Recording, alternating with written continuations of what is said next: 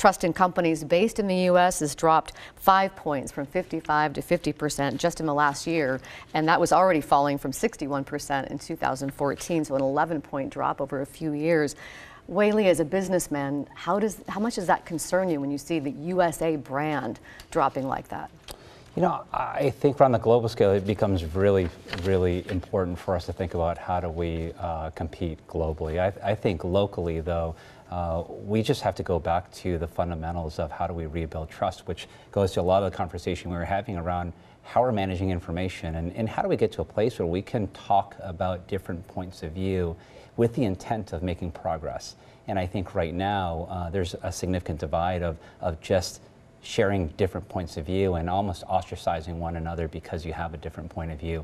So I think the root issue, at least from a business standpoint for me, is to make sure the consumers and employees are all gathering together to share information and making sure that we're listening much better and responding in a way that will give consumers confidence, pride, and acceptance of companies and brands. And how are you doing that specifically, navigating this time of fractured trust when your company, more than most, really depends on trust? There's no more trust than leaving a child with someone else. You're absolutely right, Laurel. And one of the things that we learned when we were in a financial distress situation prior to 2012. And as I mentioned, Tom came in, our CEO, and said, we need cultural transformation. I'll give you a simple example of just listening and building confidence.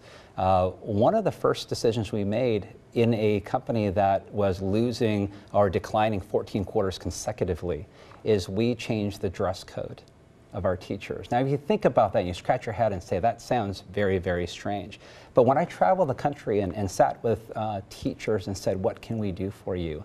They said, all we want to do is, can we wear jeans to work?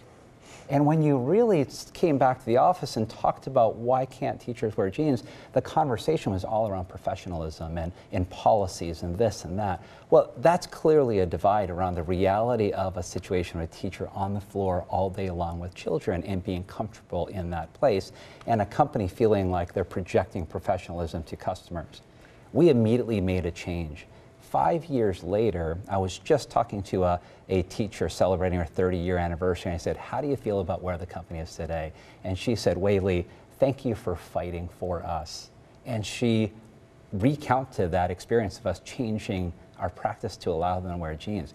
That's such a little piece, but think about the magnification. And it all came down to listening and building credibility. Something simple that made a big difference. So simple.